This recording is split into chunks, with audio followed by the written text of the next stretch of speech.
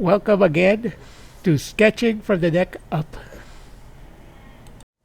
SNU presents an audio presentation of the Centurion's Gospel.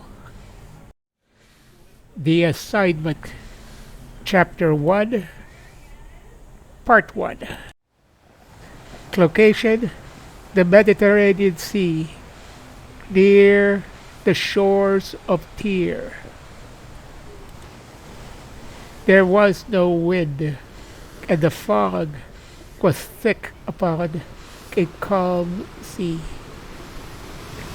Then, from the midst of the fog, a ship slowly emerges like a ghostly apparition.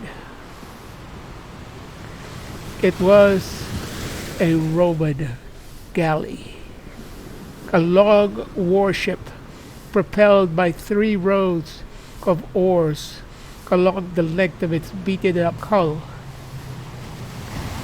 It had 2 masts, but the sails were furled because of the lack of wind. Protruding from the bow just inches above the waterline is the bronze-sheathed battering ram. The ship was silent, except for the usual background sounds made by 200 rowers and the vibrating taut ropes that held the mast up. Then, from the stern, a loud horn sounded with 2 short bursts and a long, steady blow until it faded down.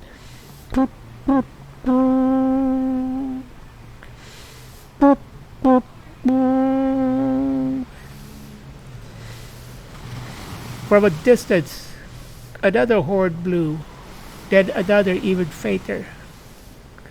Several more, but fainter even more.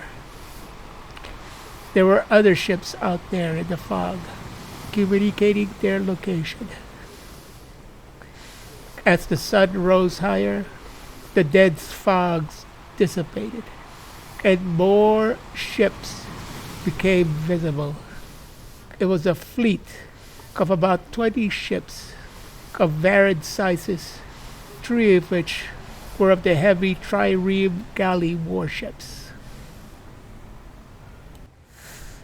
On the prow of the lead galley stood a man in his late 30s. He was clearly a military man.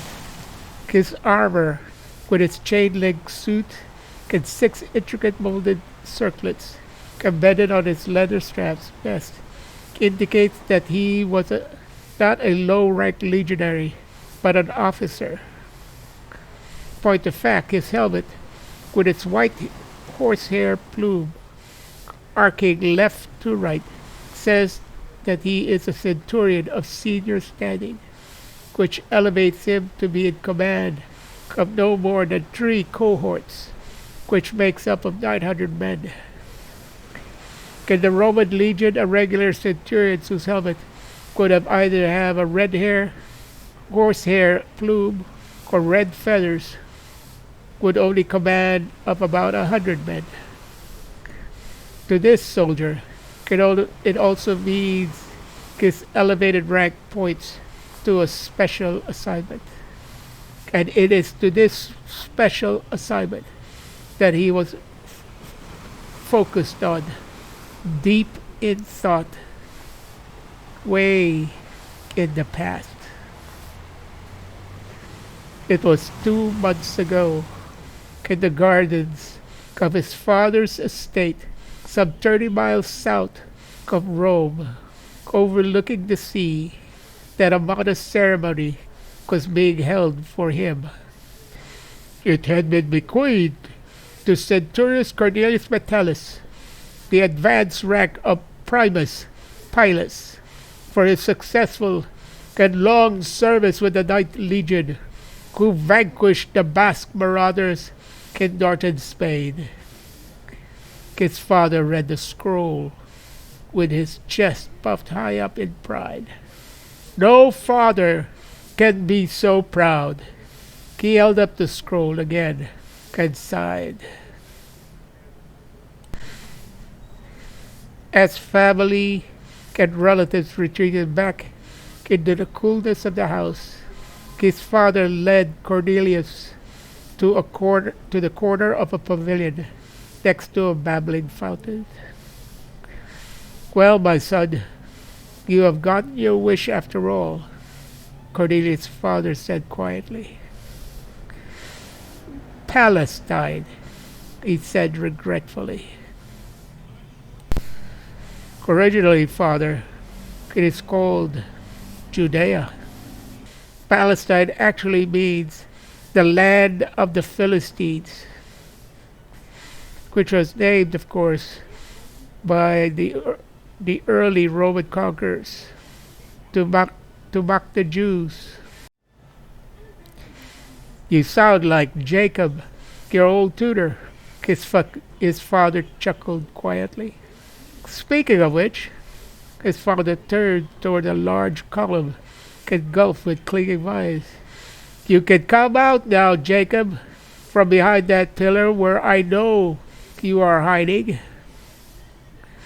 A short, gray-haired, bearded man dressed in a long brown homespun tunic gingerly stepped away from the ivy-covered pillars and slowly approached them, then bowed before them. "Forgive me, master, but I felt that I should be close by." "Oh, yes, yes, Jacob," his father said, laughing out loud. "I was about to tell him. Cornelius, it was strongly suggested to me," he gestured to Jacob, who still bowed, "that you must not journey to the most eastern edge of our vast empire, lacking knowledge of what you'll need to be successful in your venture there. Your esteemed teacher of many years felt that since he is a Jew after all, that you would need his vast," and he gestured with hands spread far apart, rolling his eyes up, "wisdom. Frankly, Cornelius, if I were you," winking at him, "I wouldn't take him at all." "Oh, master!" Jacob jumps up onto his feet. His father laughed out teasingly. "It's true. When I first rescued you from the debtor's prison in Athens some, 30-odd years ago, even after I paid for your debts, you had the audacity to ask if I would also purchase back all your books as well. You were not a very good slave. To this day, I still wonder if I invested wrong." Jacob's face had a dramatic expression of deduction. Of course, Cornelius heard the same story repeated so many times. "It was your good fortune that you were classically trained in Greek. For if it were not so, I would never have kept you and trusted you to the education of all my children." Cornelius remembered too well how Jacob would teach them Greek history, literature, and the language itself. But he would also regale them with fantastic stories of his people and their relationship with their one God. Though his siblings were entertained by his stories, it was Cornelius who wanted to learn more. So after gaining his father's permission, Jacob started to teach him first Hebrew so that he could delve into the very same books that his father had purchased back from the debtors. The books were actually a cherished and revered collection of holy script of the Israelites that dated back thousands of years. These scriptures were usually restricted to the priesthood.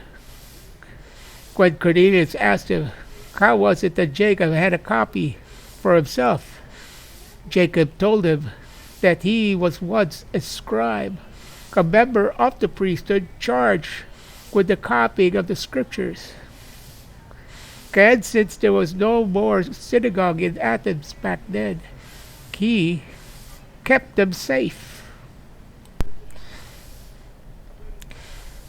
His father placed a hand on Jacob's frail shoulder.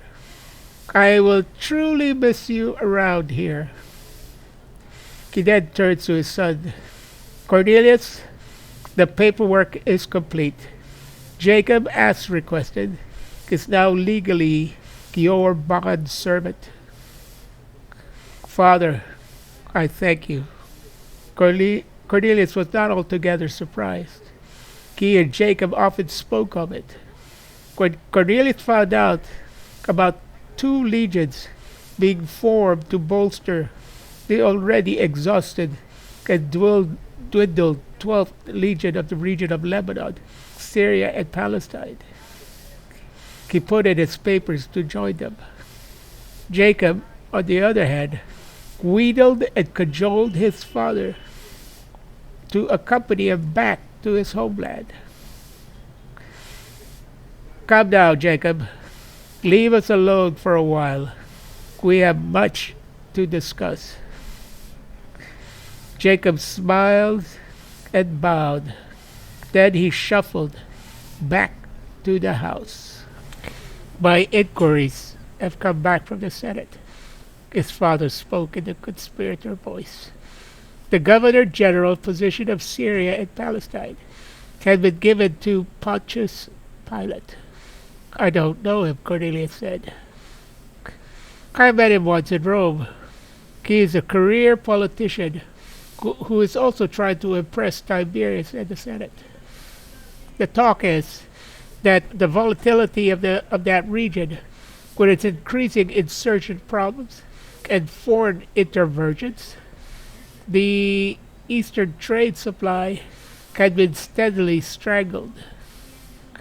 For Pilate, this governorship may be a career maker or a breaker. He is taking a real risk. Father, what have you heard about my sudden promotion? I don't think I am senior enough in the roster to merit the Primus Pilus position. All I know is that a General Gaius had put in the request. I remember meeting him years ago. He was a tribune then, but quite popular among the public masses, because he too rose through the ranks. General Gaius is in command of my division.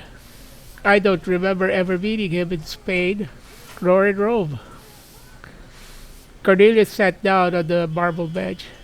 So why would he petition for my promotion, especially a rank usually reserved for men in their 50s?